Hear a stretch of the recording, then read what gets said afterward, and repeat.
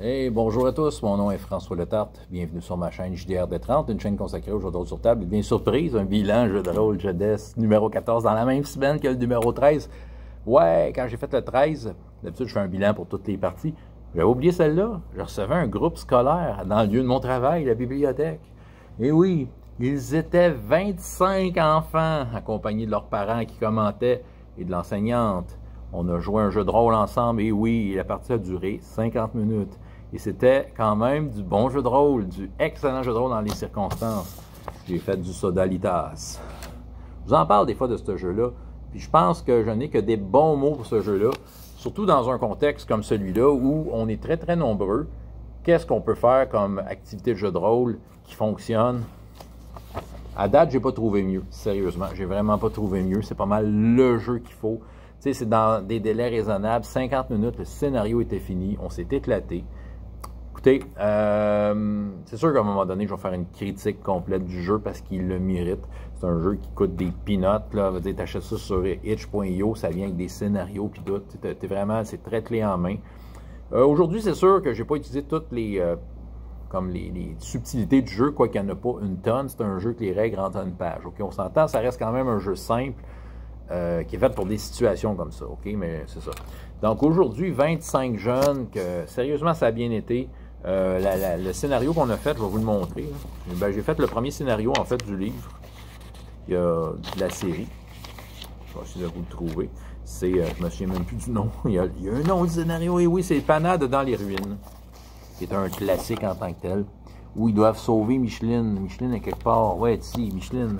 Qui est l'aubergiste et qui s'est perdue dans un temple elfe. Moi, au début, je leur ai fait un petit lien, à dire, étant donné que c'est bibliothèque, j'ai fait un lien entre la littérature et ce qu'elle allait vivre.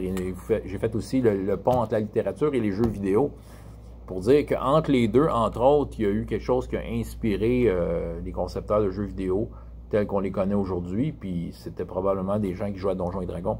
J'ai même montré un livre de Stranger Things, même si c'est pas de leur âge, Stranger Things, il y en a qui connaissent ça. Fait que c'est peut-être leur dire que, tu sais, dans cette série-là, sont représentés, entre autres, des adolescents qui jouent un jeu qui s'appelle Donjons et Dragons. Fait que c'est un peu de même que je l'ai amené, puis je leur ai dit aujourd'hui, ben c'est ça, aujourd'hui, on va vivre une aventure qu'on ne sait pas comment elle va finir. Hein? Puis chacune des équipes, parce qu'ils étaient par équipe pour faire les personnages, c'était des équipes de 3 ou 4 qui contrôlaient les personnages, puis ce qu'on sortait pour voir qu'est-ce qu'ils faisaient avec.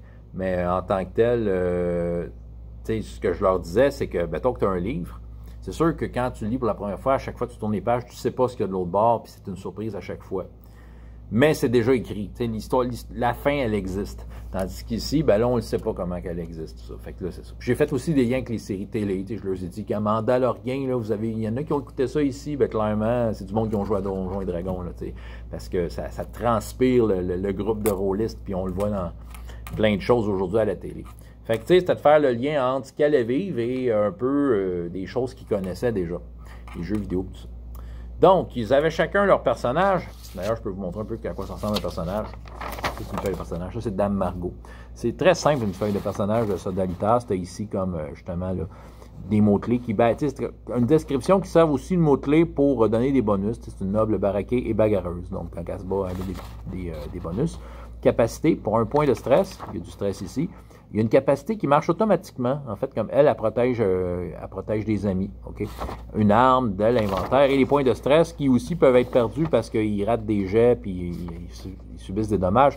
Quand tu as 3 points de stress accumulés, tu n'es pas nécessairement mort, mais tu es comme inefficace. Ça veut dire que tu peux tenter de faire quelque chose, mais si les dés sont impliqués, tu rates automatiquement. Mais je pense qu'il y a une règle comme de quoi que tu peux faire un ultime sacrifice puis tu vas aider quelqu'un. Tu sais, tu fais comme donner un double 6 gratuit à quelqu'un sans l'avoir roulé, mais ton personnage, là, il est mort, il ne peut plus revenir du moins de l'aventure. Et là, moi, c'est moi qui l'ai mis sur les feuilles que j'ai préparées, mais tu sais, c'est des tables, ça fait penser à PBTA un peu. Donc, évidemment, devant l'incertitude de ce qui se passe après, c'est là que le hasard rentre en jeu. On met des bonus, des malus selon ce qui se passe, selon les capacités des personnages. Et vous voyez, non et non, oui mais, oui, oui et. Donc, ça permet de pimenter et d'inspirer la narration de ce qui s'en vient. Les scénarios durent 50 minutes quand même. Sérieusement, puis je m'en suis encore aperçu aujourd'hui, des systèmes à oui, oui, non, oui et, là, je trouve que ça devient rapidement exponentiel. Fait que je trouve qu'on a joué 50 minutes, puis tu sais, en 50 minutes, là, le chaudron qui allait exploser était juste à point, OK? L'exponentialité, là, était bien placée, ça faisait épique, ça faisait gros à la fin, puis du moins, on a eu beaucoup de plaisir. Ils ont vraiment eu du plaisir, sérieusement. Au début, ils étaient timides, OK? Le scénario, en gros, le temple L, il faut aller chercher Micheline, l'aubergiste, puis, mais il y a un gardien qui c'est une statue. Dans le scénario, c'est écrit comme de quoi que la statue, elle est indestructible. Fait que faut essayer de trouver des façons inventives de la faire. C'est sûr qu'au début, et ça je m'en attends toujours, tout le monde swing la statue avec leur arme. Mais c'est ça. Selon les descriptions, même quand il y a des bons jets, il y a des effets secondaires. La statue perd pied, son attention est détournée, elle est ralentie. Mais elle ne meurt pas, tu sais, c'est ça. Puis, tu sais, il essayait tout d'y couper la tête. Ça, clairement, la culture de jeux vidéo. C'est ça. Il essayait tout d'y couper la tête, puis, tu sais, c'est ça. Même s'il y avait des oui des oui, tu sais, techniquement, il ne pouvait pas tant que ça y couper la tête, ou en tout cas, il y a peut-être un oui. Il n'y a pas eu de oui, par exemple, mais en tout cas, reste qu'à un moment donné, après deux qui soignent la tête, vous apercevez qu'elle est indestructible. J'ai sorti le chat du sac à ce moment-là. Ben, elle est indestructible. Il va falloir que vous trouviez autre chose. Mais évidemment, encore, je coupe la tête, je rentre dans mon épée d'infest. Bref, il voulait détruire la statue. Mais là, je leur disais, que veut dire indestructible? C'est ça. Fait qu'à un moment donné, ils ont tous réalisé qu'ils perdaient leur temps à juste frapper la statue, qu'eux autres, il y avait une mission d'aller chercher quelqu'un. Ça les a ramenés un peu sur qu'est-ce qu'ils devaient faire et qu'il fallait qu'ils soient beaucoup plus inventifs. Et c'est à ce moment-là que je trouve ça intéressant, et l'exemple était parfait aujourd'hui, c'est que, si on veut, le niveau a un peu monté. C'est là qu'on est sorti du cadre jeu vidéo limitant à, là, tu peux essayer ce que tu veux. Tu sais, autrement dit, tu peux être créatif. C'est ça. Fait que là, c'est là que les astuces, les bonnes idées sont sorties pour essayer de... Bref, pas détruire la statue, mais la mettre hors d'état de nuire. Puis c'est là que c'est intéressant. Il y a eu, entre autres, il y a des champignons dans ce scénario-là, puis ils mettent des champignons dans où ce qu'ils regardent. Fait que voilà, il est aveuglé. À un moment donné, il y en a un que sur son équipement, c'est écrit qu'il y a un casque trop grand pour lui. Je vais y mettre sa tête aussi pour l'aveugler, c'est ça. Il y a une statue qui s'est enfargée dans des champignons de luant, puis elle était là avec un oui, c'est qu'elle était pris là, puis elle avait de la misère à se libérer. Il y en a un qui avait un piège à ours, c'est ça. Là, ils ont commencé à être beaucoup plus stratégiques. Ça ne les empêchait pas de passer leur fou, de sortir leur arme et de frapper sur une coupe d'affaires. Mais à un moment donné, on n'était pas dans le mono, on frappe sur un zombie à Minecraft. On était dans essayer toutes sortes d'affaires. Fait qu'il y en a qui frappaient, il y en a qui faisaient des choses qui, parallèlement, pouvaient aider à ceux qui frappaient. Il y avait comme tout un amalgame de tentatives. Ça, ce jeu-là, ça se joue par tour de rôle. Bon, puis, tu sais, le premier tour de table, je dirais qu'il était timide. Après ça, là, il avait compris la patente, puis là, l'excitation était à son comble. C'était intéressant aussi à 25. Tu sais, ils se parlaient entre eux autres, mais quand je demandais, comme un moment d'attention, écoutez, quelqu'un est en train de faire de quoi, et le niveau d'écoute n'était pas si mal. Sérieux, je me serais attendu à pire. Des fois, ça va moins bien parce qu'ils ne s'écoutent pas, mais là, ils s'écoutaient. Puis après ça, ils se concertaient, puis c'est ça. Puis tout le monde a eu l'occasion de briller vraiment, vraiment, vraiment, vraiment. Moi, ce que j'ai comme outil, parce que tout le monde, c'est tour de table, ça veut dire que quelqu'un qui a joué, ce que je fais, c'est que j'ai, OK, un tel joue, peut-être on prend lui, Olaf. Fait que là, c'est ça ce que j'ai, c'est que j'ai plastifié des cartons miniatures de l'affiche, en fait. Ce qui me permet, parce que là, les tables sont loin, je ne me promène pas nécessairement entre les tables, j'essaie de rester toujours au même endroit pour être proche de mon... je veux dire, de mon matériel. Mais c'est ça, mais tu sais, j'ai l'affiche, ça veut dire que je suis capable de voir ce que Olaf est capable de faire, puis de suggérer des trucs, si jamais il manque d'idées. Ah oui, puis là, tu as plus un, parce que, ah oui, tu es un bon chasseur, tu sais, c'est ça, à droit chasseur, tu sais. Donc, voilà, fait que, puis une fois que c'est fait, bien là, je me fais une pile de cartes de ceux qui ont joué, fait que, OK, il reste tous ceux, parce que là, Olaf a déjà la main levée, là, il veut encore jouer. Mais là, quand ils font de quoi, c'est, en fait, le jeu, un tour de personnage se termine, entre autres, quand il roule les dés. Aussitôt qu'il roule les dés, son tour est fini.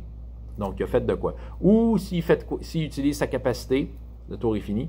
S'il fait de quoi qui fait vraiment avancer l'aventure, le tour est fini. C'est ça. C'est un peu les règles, ce qui fait qu'on laisse la chance aux autres. Ce qui fait qu'il y a des joueurs beaucoup plus effacés, comme qu'on peut surtout s'attendre dans un grand groupe comme ça, qui ont un spotlight obligé. Là, comme à un moment donné, j'arrive à eux.